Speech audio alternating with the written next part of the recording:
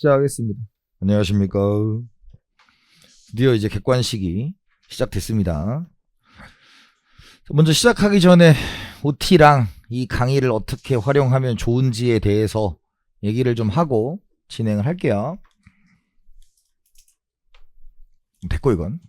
자, 이겁니다. 충분히 듣고 오셨죠? 네, 충분히.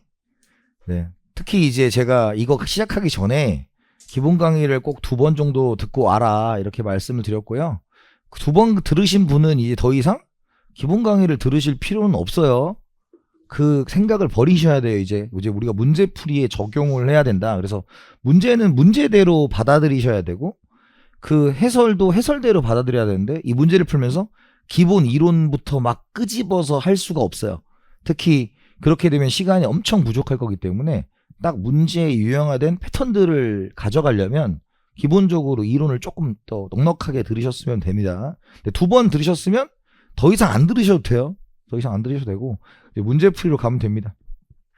그래서 회계사 경제학이 어떠냐? 그러면 우리가 객관식 경제학이 있잖아요. 그럼 제일 밑에 있는 게 뭐야? 상식 시험들이 있죠. 뭐 테스트 이런 거 있어요. 매경 테스트 이런 거. 그 위가 7급 공무원. 그 다음에 7급 공무원하고 비슷하면서 조금 높은 게 간평. 그 다음에 8급 국회직. 그 다음에 그 사이에 있는 게 국무원. 그 다음에 회계사예요.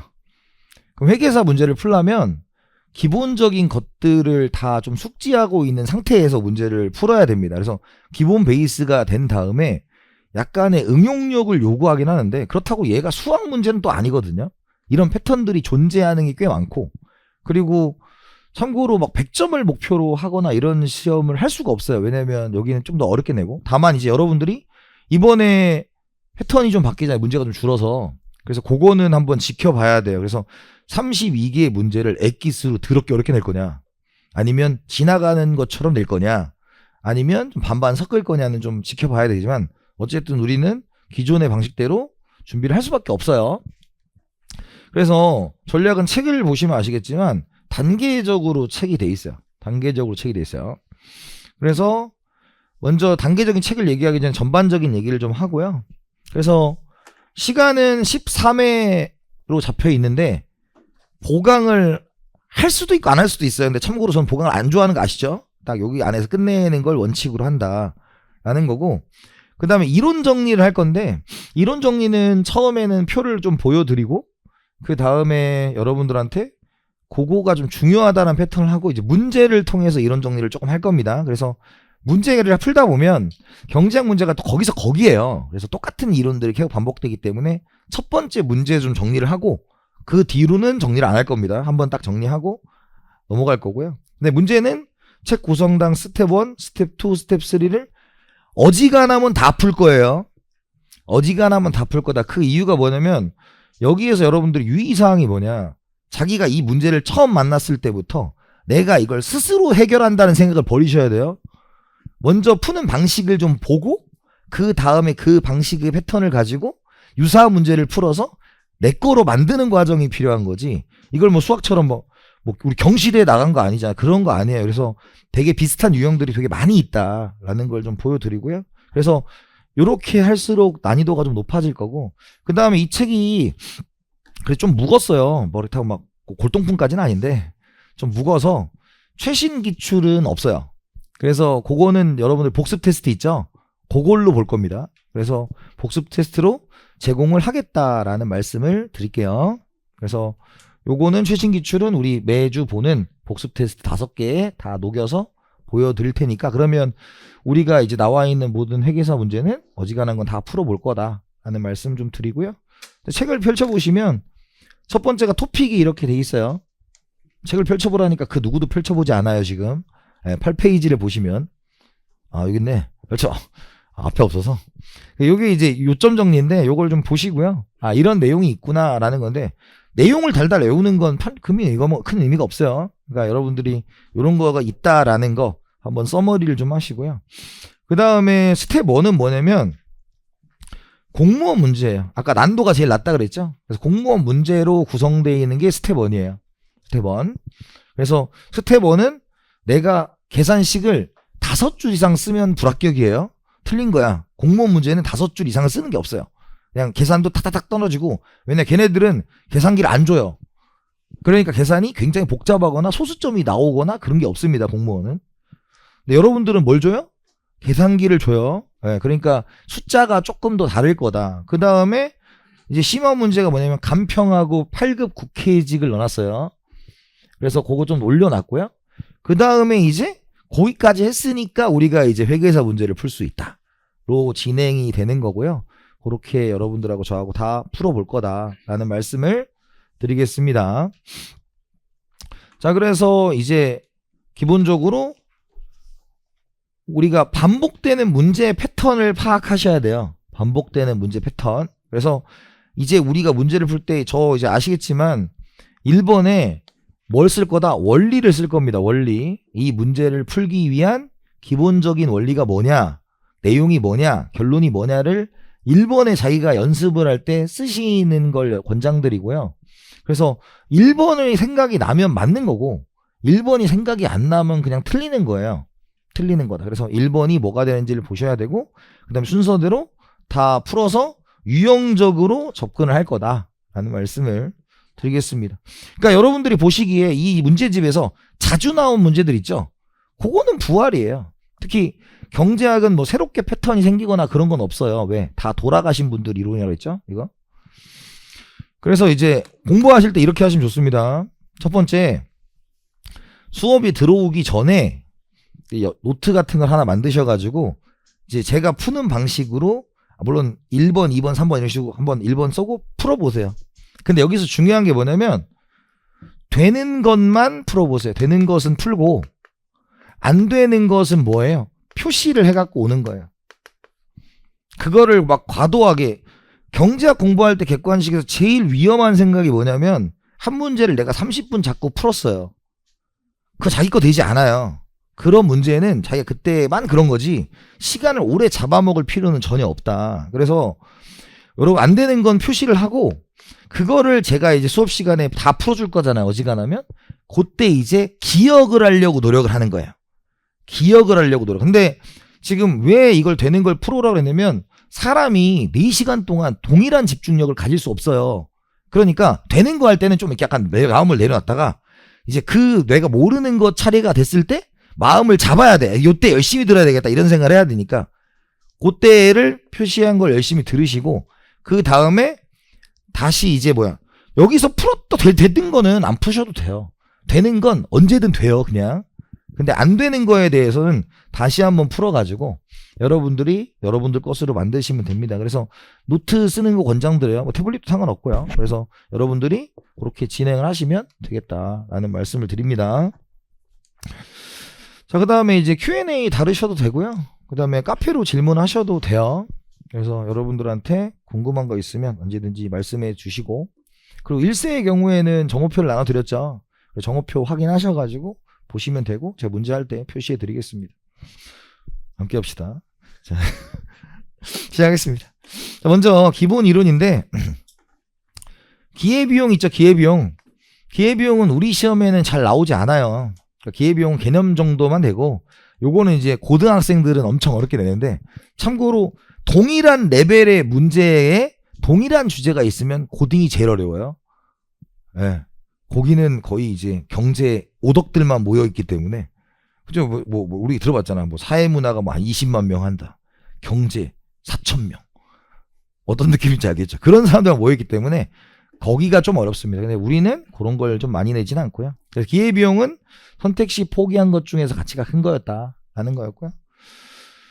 그 다음에 생산가능 곡선은 우리가 여기는 몇 번 얘기해요? 3번 정도 얘기합니다. 여기서 한 번 얘기하고 그 다음에 두 번째가 파레토 효율성 때 한 번 얘기하고 세 번째 무역할 때 한 번 얘기해. 그 정도 보시면 되는데 요것도 문제를 풀면서 하도록 할게요. 자, 1번입니다. 전직 프로골퍼인 어떤 농부가 있다. 이 농부는 골프 레슨으로 시간당 3만원을 벌 수 있다. 어느 날 이 농부가 15만원어치 씨앗을 사서 10시간 파종하였는데 그 결과 30만원을 수확을 올렸다면 이 농부의 회계학적 이윤과 경제적 이윤은 얼마냐 라는 거예요. 그래서 첫 번째 문제는 뭐예요? 회계학적 이윤과 경제적 이윤을 찾으세요 라는 겁니다. 그러면 1번 회계학적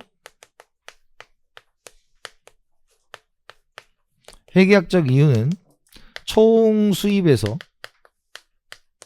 빼기 회계학적 비용이 되겠죠? 회계학적 비용. 회계학적 비용은 뭡니까? 명시적 비용입니다. 두 번째, 경제학적 이윤.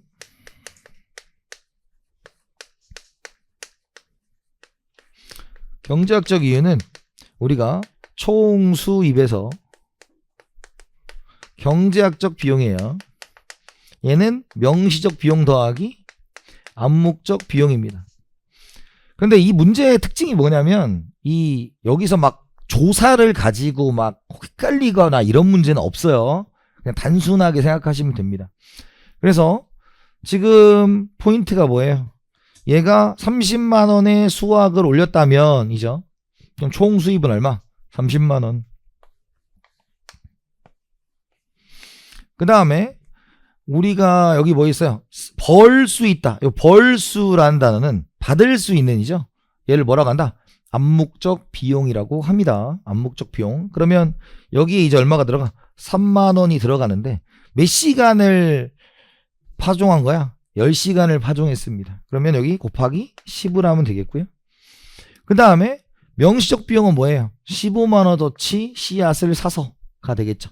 그래서 15만 원을 뭐 한다? 샀다. 이렇게 되는 거죠. 그래서 우리가 회계학적 이유는 30 빼기 15니까 얼마? 15고. 그 다음에 경제학적 이유는 이렇게 하면 얼마예요? 45니까 마이너스 15가 되겠다. 이렇게 보시면 됩니다. 그래서 회계학적 이윤 15, 경제학적 손실은 15. 이렇게 문제를 보시면 돼요. 됐어요? 자, 두 번째, 직장인 K는 아파트를 결정할 때 직장까지 월별 통근 시간의 기회비용과 아파트 월별 임대료만을 고려한다. 통근 시간과 임대료가 다음과 같을 경우 K의 최적 선택은 뭐예요? 기회비용의 최소화입니다. 기회비용의 최소화.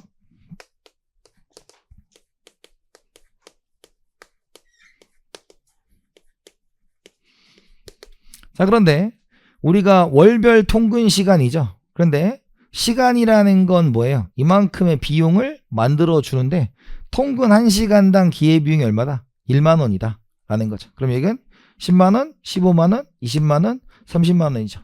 그럼 얘가 이거를 통근하지 않고 일을 했다면 받을 수 있던 이란 뜻이죠. 얘는 뭐가 된다?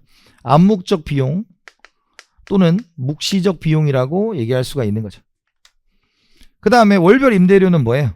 우리가 실제로 지불하는 거니까 얘는 뭐라고 합니까? 명시적 비용이라고 한다 라는 겁니다. 그럼 둘 더하면 160, 150, 그 다음 145, 130이다 라는 것입니다. 150. 그러면 정답은 몇 번이에요? 얘가 되겠죠? 정답은 C다. 쉽죠? 그래서 스텝 1이에요. 스텝 1은 본래 좀 쉽습니다. 자, 그 다음 표는 각각 A국과 B국의 생산 가능 곡선상의 조합을 나타낸 것이다. 이에 대한 설명으로 옳은 것은 이에요. 그래서 생산 가능 곡선의 정의가 뭐였어요? 주어진 자원을 최대한 활용하여 생산할 수 있는 조합을 연결한 선이었습니다. 그래서 여러분들이 기본적으로 어떻게 그렸어? 이렇게 있으면 X, 0, Y가 있으면 이렇게 그렸죠? 혹은 이렇게 그렸습니다. 그래서 지금 얘는 어때요? X제가 똑같이 증가했을 때 줄어드는 Y제가 뭐예요? 일정하죠? 그래서 얘는 기회비용이 뭐한 거고? 일정한 것이고, 얘는 X제가 똑같이 늘어갈 때 Y제가 뭐예요? 더 많이 뭐한다? 늘어난다. 그럼 기회비용이 체증한다. 그래서 얘는 원점에 대하여 뭐였어요? 오목한 것이다 라고 했어요. 그래서 요 기울기를 뭐라고 했습니까? M, R, T, X, Y 한계 변화율이라고 했고요. 얘도 그러면 얘는 지금 MRT, XY가 뭐냐면 델타 x에서 마이너스 델타 y로 갈 때였어요. 그럼 얘를 뭐라고 합니까? 우리가 생산 가능 곡선의 기울기는 한계 변화율인데 기울기가 변하지 않는다는 것은 기회비용도 뭐하다? 일정하다 이런 뜻이죠. 근데 얘가 이제 어떻게 접선의 기울기가 점점 뭐하고 있습니까? 커지고 있죠. 그러면 MRT가 점점 커지고 있으니까 기회비용이 체증한다 이런 뜻이에요. 자, 그러면 여기를 보니까 A국은 YJ만 생산하면 몇 개? 14개. XJ만 생산하면 몇 개? 2개. 이렇게 생산할 수가 있죠. 주어진 자원을 다 YJ에 넣었을 때, XJ에 넣었을 때입니다. 자, 그런데 XJ를 하나 늘렸을 때 YJ를 몇 개 포기해야 돼요? 마이너스 6개를 포기해야죠. 얘도 XJ를 하나 늘렸을 때 이번에 YJ를 몇 개 포기해야 돼? 마이너스 8개를 포기해야죠. 그럼 얘는 기회비용이 뭐하는 형태야? 체증하는 형태니까 거기서 원점에 대해서 오목하다, MRT가 증가한다, 요거까지 생각을 하셔야 돼요. 자, 그 다음에 B국은 생산 가능 곡선의 조합이 XJ만 만들면 몇 개? 2개인데 YJ만 만들면 몇 개입니까? 26개가 되겠죠. 그러면 XJ를 하나 늘리면 YJ가 몇 개? 마이너스 10개. YJ가 몇 개? 16개가 줄어들기 때문에 얘도 기회비용이 뭐한다? 체증한다. 이렇게 보시면 됩니다. 1번 XJ를 생산함에 따라 발생하는 기회비용은 A국이 B국보다 작다. 눈이 있으면 B가 더 크다는 걸 알 수가 있죠. 그죠? 그래서 지금 어때요? A국이 B국보다 작으니까 B가 크고 A가 작으니까 1번이 정답입니다. 자, 2번 A국이 XJ를 생산하지 않는다면 A국은 YJ를 최대 10개까지 생산할 수 있다. A국은 몇 개까지? 14개까지 생산할 수가 있죠. 틀렸고.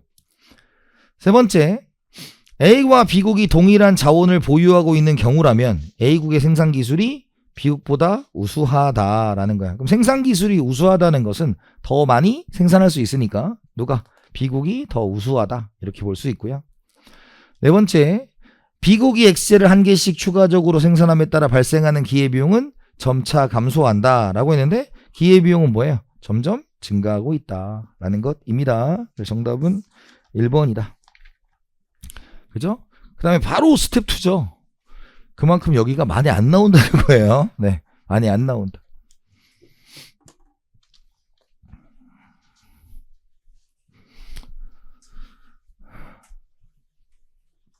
자, 4번 원점에 대해 오목한 생산 가능 곡선에 대한 설명으로 옳지 않은 것은입니다. 그럼 원점에 대해서 오목하다. X0, Y가 되겠고요. 이런 형태로 그립니다. 1번 X축 상품 생산이 늘어나면 기울기가 가팔라진다. 가팔라지고 있죠? 맞습니다. 생산 기술이 향상되면 생산 가능 곡선이 원점에서 멀어진다. 자, 이게 뭐예요?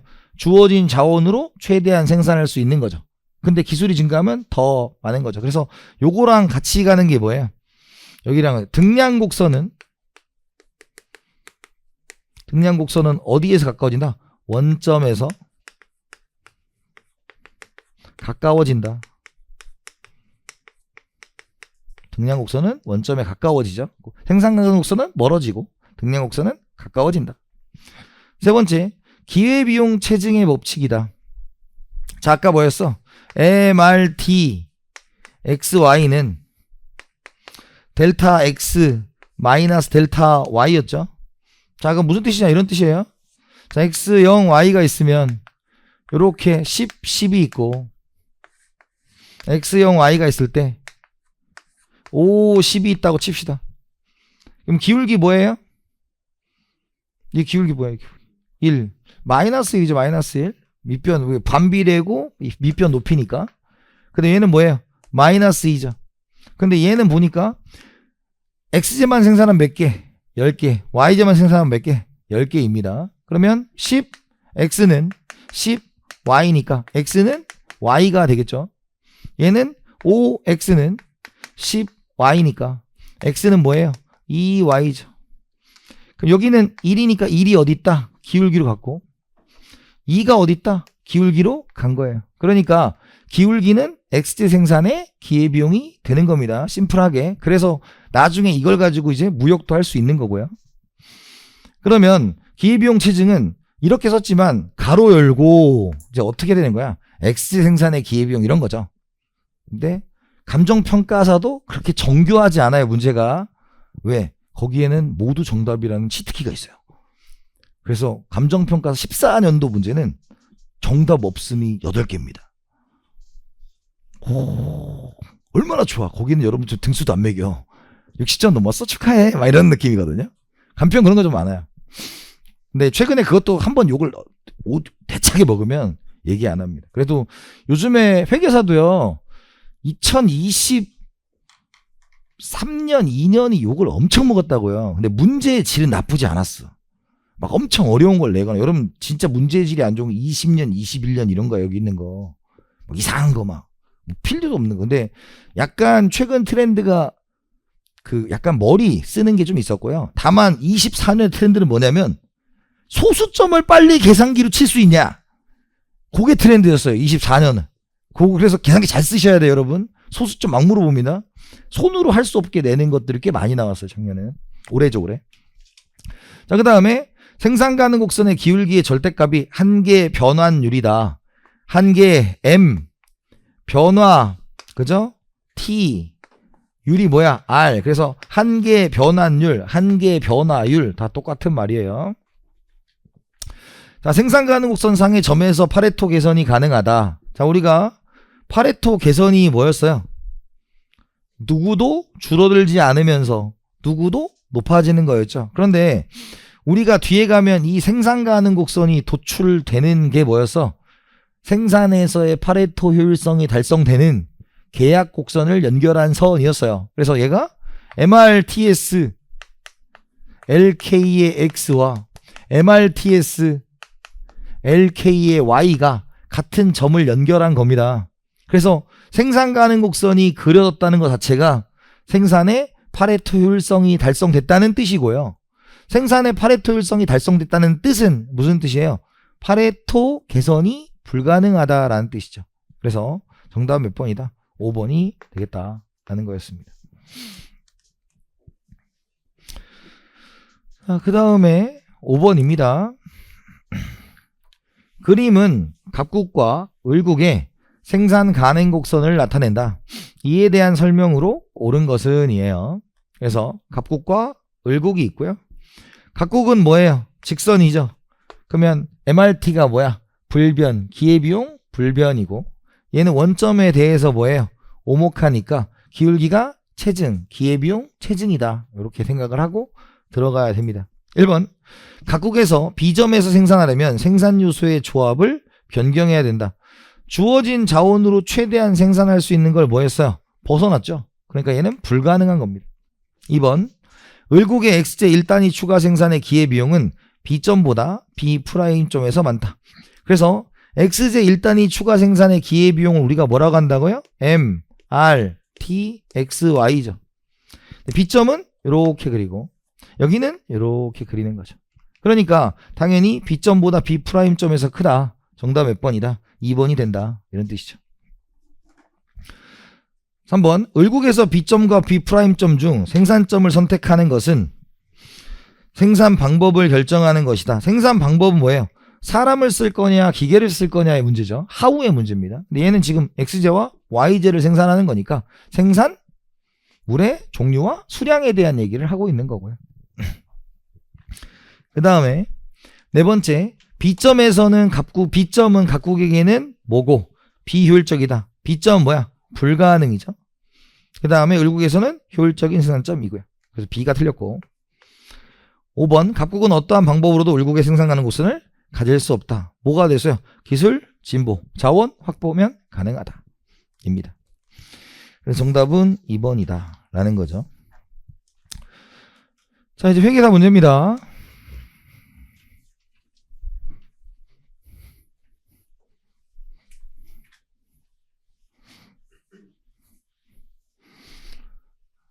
자, 다음은 생산 가능 곡선에 대한 설명이다. 가와 나를 바르게 짝지은 것은입니다. 하루에 생산할 수 있는 X제와 Y제의 조합을 나타내는 생산 가능 곡선은 갑의 경우는 이렇고 을의 경우는 이렇다. 이때 갑에게 Y제 생산의 기회비용은 가이고 그죠? 을에게 있어서 X의 생산의 기회비용은 나이다 라는 거죠. 그럼 여기는 지금 뭐예요? 선형으로 준 거죠. 선형. 근데 회계사 문제와 다른 시험 문제가 차이점이 하나가 있어요. 뭐냐면 스텝 1과 스텝 2는 그런 쪽 문제는 그냥 그 변수를 그냥 통용되는 걸로 쓰거든요. 통용되는 걸로 써요. 그런데 회계사는 그런 통용되는 것보다 자기 마음대로 정의를 좀 합니다. 그래서 좀 헷갈리게 해요. 그러면 우리가 생산 가능 곡선을 어떻게 써? 지금 우리가 생산 가능 곡선은 뭐 X가 있고 Y가 있으면 뭐 이런 식으로 했잖아요. 그러면 요게 결국 뭐야? QX를 가리키는 말이고 얘가 뭐야? QY를 가리키는 말이야. 그러면 이 문제를 우리가 배운 걸로 바꾸면 얘가 뭐가 돼요? X가 되고 얘가 뭐야? Y가 되는 거야. 여기도 얘가 X고 얘가 Y가 되는 거죠. 그죠? 그러면 아까 우리가 뭐였어? X제 생산의 기회비용이 뭐였죠? 생산 가능 곡선의 기울기였어요. 그럼 기울기는 Y축에 대한 변수로 나타낸 다음에 X축 앞에 붙은 게 X변수 앞에 붙은 게 뭐야? 기울기죠. 그러면 쟤를 보니까 값은 2X 플러스 Y는 뭐야? 16이고 그 다음에 을은 X 플러스 2Y는 16이잖아요. 그러면 기울기 형태를 바꾸면 Y는 마이너스 2X 플러스 16이 되고 얘는 Y는 마이너스 2분의 1X 플러스 8이 되겠죠. 그러면 지금 요 2가 뭐야? X제 생산의 기회비용, 기울기면서 X제 생산의 기회비용이죠. 얘는 뭐였어?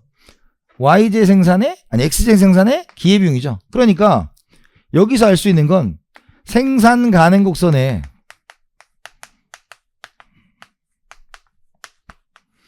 우리가 기울기가 있고 기울기 분의 1이 있을 거 아니야. 그럼 생산 가능 곡선의 기울기는 뭐야? X제 생산의, 물론 당연히 추가 생산의 기회비용이에요. 추가 생산의 기회비용이고 기울기 분은 Y제 추가 생산의 기회비용이 되는 거죠. 그러니까 문제에서 뭐라 그랬어? 지금 보니까 가는 어때요? 가는 X제 생산의 기회비용이죠. 그러면 첫 번째 이게 우리가 갑액의 Y제의 기회비용은 얼마야? X제가 2니까 Y제는 뭐야? 2분의 1이고요. 그 다음에 두 번째 을에게 있어 X 생산의 기회비용은 뭐예요? 2분의 1이에요. 그래서 정답 몇 번이야? 4번입니다. 어떻게 하는지 알겠어요? 그래서 이걸 막 그래프를 막 그려. 그러니까 제가 제일 추구하던 강의는 뭐야? 그래프는 안 그리는 게 베스트야. 안 그리는 게 베스트야. 객관식이기 때문에. 이해됐어요? 그러니까 지금 스텝 1과 스텝 2를 밟은 이유를 알겠죠? 그러니까 스텝 1, 스텝 2에서 MRT에 대해서 좀 우리가 익숙해졌잖아요. 그 다음에 보면 이게 할만한데 그냥 뜬금없이 이것만 보면 뭔가 연립방정식을 풀어야 될 것 같고 그런 느낌이란 말이에요. 그래서 그런 걸 좀 밟으셔야 된다라는 겁니다. 아시겠죠? 그래서 이 정도로 해서 보시면 되고요. 그래서 스텝 여기 지금 토픽 1에서는 뭐만 좀 조심하면 돼요? 생산 가능 곡선만 좀 조심하면 뭐 틀릴 만한 문제는 없다라는 것입니다. 됐어요?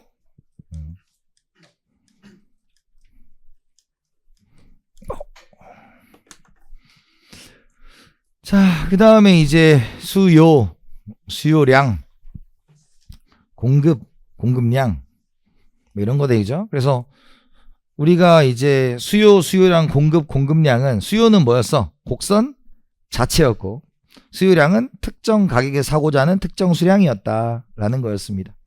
그래서 여러분들이 잘 하셔야 되는 건 뭐예요? 이게 이제 기본 문제죠. 개별을 시장으로 바꿀 수 있느냐. 그리고 우리 산수 문제 할 때 뭐예요? Q를 더할 거냐? P를 더할 거냐? 이걸 잘 할 줄 아셔야 된다 그랬죠? 그래서 얘는 뭘 더하는 거야? 우리가 평으로 더한다 라는 거죠. 그래서 뭐의 합이다? Q의 합이다. 그래서 기본 말 문제가 뭐예요? 수평합이 뭐다? 사적제고 수직합이 뭐예요? 공공제가 되겠죠. 그 두 가지를 구분해서 기억을 하셔야 돼요. 그러니까 문제수가 줄어든다는 거는 저 입장에선 되게 좋은 거예요. 왜? 어려운 걸 안 낼 가능성이 높거든요. 엄청 구석진 거 그런 건 안 낼 가능성이 높으니까 지금 이 책에서 많이 언급된 걸 잘 보셔야 돼요. 그리고 경제는 어차피 어떻게 내든 여러분들은 어려워합니다. 네, 그래서 난이도가 쉽다 어렵다 없어요. 그런 거. 왜? 회계사도 똑같아. 회계사도 다른 거 하다가 이제 경제학 하는 거지. 하지만 그러다가 2023년에 큰 낭패를 볼 수 있다. 2023년에 평균이 42점이었어요. 그 말은 무슨 뜻일까요? 1차 꽈락이 많았다는 얘기예요. 그렇게 받으시면 안 된다.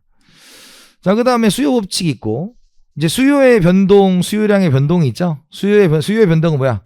소득, 인구, 기호, 대체재 가격, 보완재 가격이었고, 얘는 뭐예요?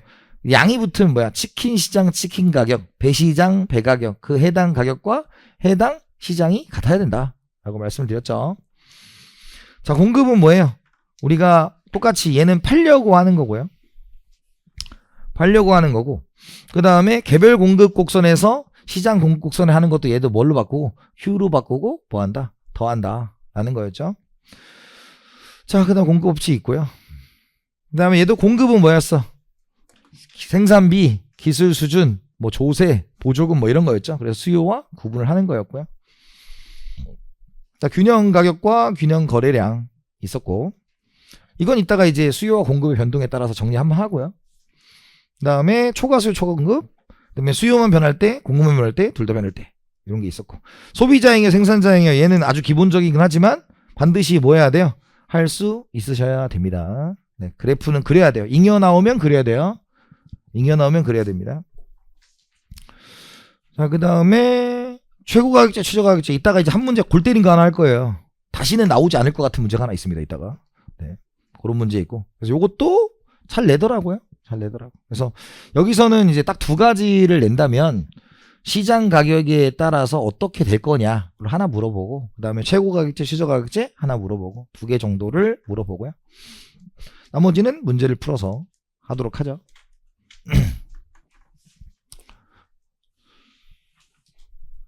자, 우리가 1번 재와 X의 가격이 상승할 때 나타나는 효과에 대한 서술로 옳은 것은 입니다. 자, 1번 재와 X에 대한 대체관계에 있는 재와 Y의 가격은 상승한다. 그래서 PX가 올라갈 때 대체재와 보완재가 있겠죠? 그죠? 그러면 대체재의 수요는 뭐 하겠어? 얘가 올라갔으니까 얘를 뭐 해야 돼? 갈아타야 되겠죠? 증가한다. 얘가 올라갔으니까 보완재, 치킨 가격 올라가면 맥주 먹어 못 먹어? 못 먹죠. 그러니까 수요가 뭐 한다? 감소한다 하죠. 요걸 이제 다른 말로 표현하면 뭐예요? 교차 탄력성이 플러스다. 교차 탄력성이 마이너스다. 이렇게 표현을 합니다. 나중에 하고요. 그래서 X재와 X와 대체관계에 있는 재와 Y의 가격은 하락하는 게 아니라 수요가 증가하면 뭐 하게 됩니까? 둘 다 증가하게 되겠죠. 그래서 상승한다. 두 번째, 재와 X와 보완관계에 있는 재와의 Y량은 Y의 수요량은 증가한다. 보완관계니까 수요가 뭐예요? 감소하겠죠. 세 번째, 재와 X가 정상재라면 수요량은 감소한다 라는 거죠. 그래서 요거는 여기서 하는 게 아니고 뒤에서 하는 건데 우리 기억날 거예요. 우리가 먼저 뭐 나왔으니까 직관적으로 우리가 가격 효과는 소득 효과 플러스 대체 효과로 이루어진다. 대체 효과만 반영하면 우리가 뭐라 그랬어? 이걸 보상 수요 곡선이라고 했고요. 얘는 뜻이 뭐였어? 싸면 사고, 비싸면 안 사는 거였어요. 그러니까 지금 재와 X의 가격이 뭐였어? 재와 X, PX의 가격이 뭐였다? 올라갔다 이거죠. 그러면 얘는 사겠어, 안 사겠어요? 안 살 거다. 그러니까 얘도 떨어지겠죠. 근데 여기 뭐가 있어? 정상재가 있고 열등재가 있고 기펜재가 있다. 그래서 셋 다 대체 효과는 수요량이 뭐한다? 감소한다. 였습니다. 자, 그런데 소득 효과는 어떻게 되는 거예요? 지금 가격이 올라갔으니까 실질 소득이 하락하겠죠? 그죠? 그러니까 얘는 정상되니까 감소하겠고요. 얘는 뭐예요? 증가하겠지. 이해됐어요? 그래서 요 둘을 더했을 때 요 결론이 나와야 된다고 말씀드렸죠. 그럼 요 결론이 나왔을 때 얘는 뭐야? 수요량이 감소한다 라는 거죠. 그래서 우리 기본 강의할 때 뭐라 했냐면 정상제는 소득 효과와 대체 효과가 같은 방향이어서 수요 법칙 예외가 될 수 없다 이렇게 말했고요. 그 다음에 이 열등제와 기펜제는 뭐였냐면 이거였죠. 열등제의 가격이 싸지면 먹을 거야 안 먹을 거야? 먹는다. 그렇죠. 왜? 그때 돼지고기 소고기 얘기하면서 삼겹살이 쓰레기냐 이런 얘기를 했어요. 그래서 여기는 일반적으로 수요 법칙이 통하니까 둘 중에 뭐가 크고 대체 효과가 크고, 여기는 수요 법칙 예외니까 뭐가 크다? 소득 효과가 크다. 그래서 이거 외우라고 했죠. 기펜제는 뭐였어? 열등제 중에서 소득 효과가 대체 효과보다 커서 수요 법칙의 예외이다 라고 기억을 해두시면 문제를 쉽게 풀 수 있다고 말을 했어요. 뭐 이거를 그래프로 그려서 할 필요는 전혀 없습니다. 이거 알면 끝이에요 그냥. 자, 그래서 제와 x가 정상제라면 가격이 상승했으니까 수요 법칙이 통해야 돼 안 통해야 돼? 통해야 되니까 수요량은 뭐한다? 감소한다. 네 번째, 제와 x가 열등제라면 수요량은 뭐한다? 증가한다 라고 했는데, 수요량이 증가한다는 건 가격이 상승하고 수요량이 증가하면 수요 법칙이 뭐예요? 예외죠. 예외는 열등제라고 말할 수 없고 뭐라고 해야 돼? 기펜제라고 말해야 됩니다. 그래서 정답은 몇 번이다? 3번이다 라는 거예요. 자, 두 번째입니다. 다음은 사과와 배의 수요함수를 추정한 식이다. 이에 대한 설명으로 옳은 것은이에요. 자, 우리가 여태까지 뭐였어? QD가 있고 뭐 100-P 이렇게 썼어요. 그죠? 그럼 이걸 뭐라고 했어? 수요함수라고 불렀습니다. 그런데 이렇게 부를 수 있었던 건 다른 조건이 일정하다는 전제를 달았던 거죠. 근데 이 문제는 그걸 다 써준 거죠. 써준 거. 그래서 우리가 지금 봤을 때 사과가 뭐예요? PA니까 여기가 안 썼던 거, 우리가 일정했던 걸 써준 거고요. 여기도 배니까 얘도 일정한 걸 써준 거죠. 그죠? 1번, 사과와 배는 보완제이다 라는 거죠. 그럼 사과 가격이 뭐였어? 올라갔어요. 아니, 배 가격이 올라갔어요. 그럼 사과의 수요량이 뭐예요? 감소하죠. 여기 어때요? 사과의 가격이 올라갔어요. 마이너스니까 배의 수요가 뭐예요? 감소하죠. 그러면 하나가 올라갔을 때 가격이 떨어졌어. 그럼 뭐예요? 보완제가 되겠죠. 이해가요? 그랬더니 선생님, 사과와 배는 대체제 아닙니까? 그런 얘기 하지 마. 조건이 그거야. 이거 뭐 갈아 만든 그 주스 마시는 분인가 봐요. 예, 그래서 여러분, 사과, 배 당연히 대체제 아닙니까? 문제가 잘못되었다. 우리가 잘못됐는지를 생각해 봐야 돼요. 다 그걸 의도한 겁니다. 의도한 거. 그래서 사과와 배는 보완제가 맞아요. 두 번째, 사과와 배는 모두 정상제이다. 정상제는 뭐예요? 소득에 뭐 하는 거? 비례하는 거죠. 그럼 여기 비례니까 모두 뭐다? 정상제이다. 이렇게 말할 수 있고요. 세 번째, 사과와 배 모두 수요 법칙이 성립한다. 가격이 올라갔다. 해당 가격이 올라갔더니 수요량이 뭐했고? 감소했고. 해당 가격이 올라갔더니 수요량이 뭐했어? 감소했죠. 네 번째, 사과와 배 모두 가격 및 소득과 무관한 수요량은 없다. 지금 어때요? 지금 여기 0.8과 1.1이 뭐야? 디폴트 값이에요. 이 사람. 난 사과는 0.8이야. 그죠? 배는 1.1이야. 그러니까 무관한 게 있어요? 없어요? 있다라는 겁니다. 그래서 이 문제가 보여주는 것은 우리가 출제자의 조건이죠. 출제자의 조건으로 문제를 풀어야 돼요. 직관으로 푸시면 안 되고요. 주어진 조건을 우리가 사용할 수 있어야 되겠다라는 말씀을 드리겠습니다. 자, 그 다음에 3번입니다. 자동차 제조업체들이 생산 비용을 획기적으로 절감할 수 있는 로봇 기술을 개발했다. 이 기술 개발이 자동차 시장에 미치는 직접적인 파급 효과로 옳은 것은 이에요. 그죠? 그러면 당연히 획기적으로 절감할 수 있죠. 그럼 어떻게 돼?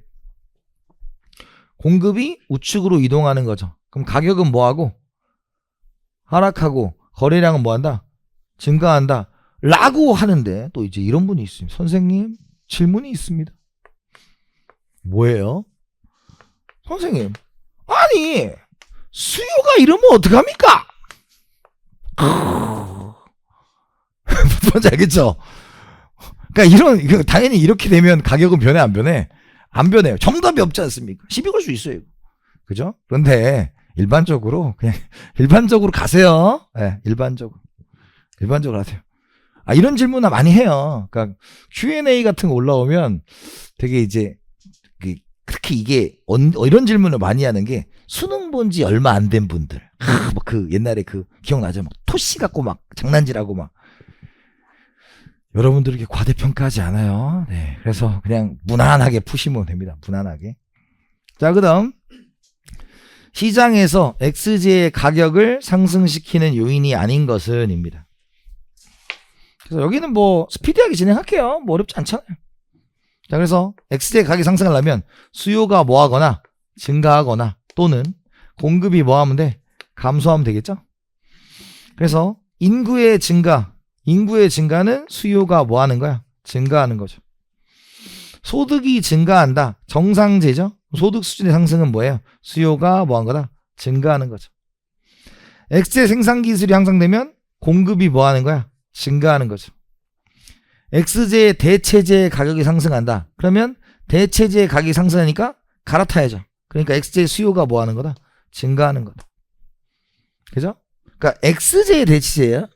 다섯 번째, XJ 생산에 대해 사용되는 원료 가격이 상승한다. 공급이 뭐하는 거다? 감소하는 거다.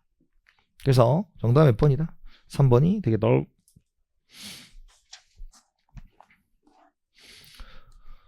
자, 5번입니다. XJ는 열등제이며 수요 공급 법칙을 따른다. 최근 경기 불황으로 소비자들의 소득이 감소했다. 한편 원료비 하락으로 XJ의 대체제인 YJ의 가격이 내렸다. XJ 가격은 최종적으로 상승했다. 다음 중 옳은 것은 이렇게 됩니다. 자, 1번. 먼저 수요와 공급의 법칙을 따른다 그랬어요. 그러면 일반적으로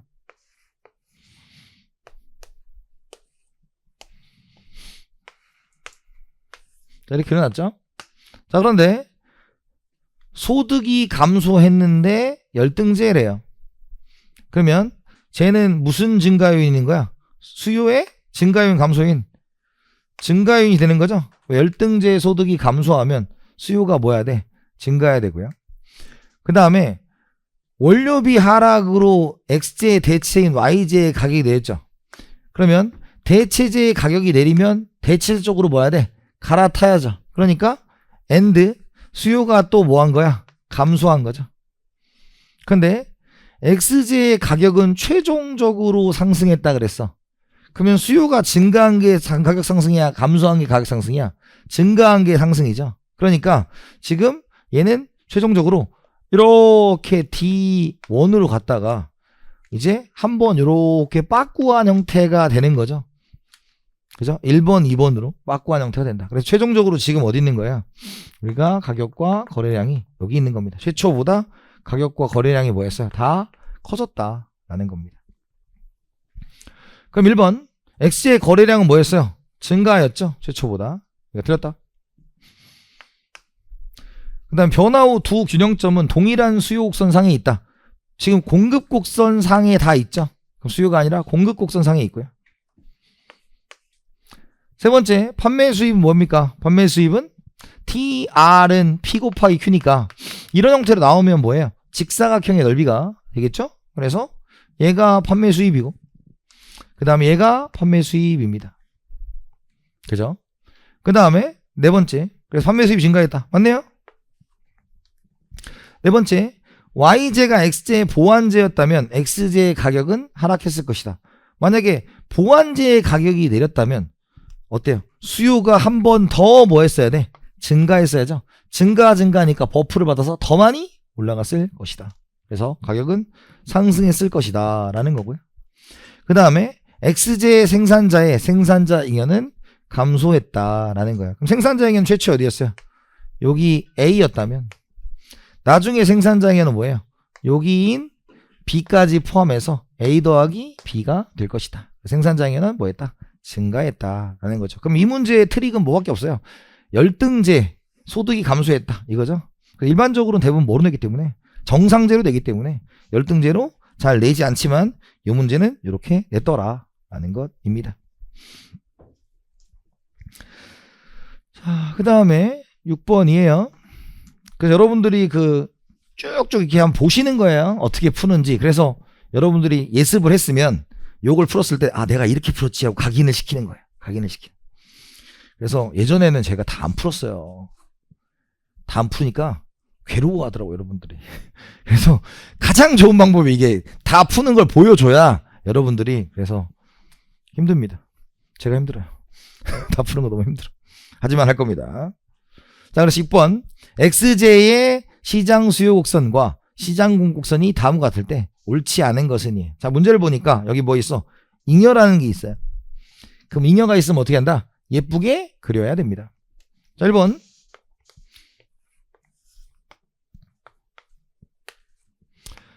자, 먼저 우리가 Q가 빵이면 P는 얼마입니까?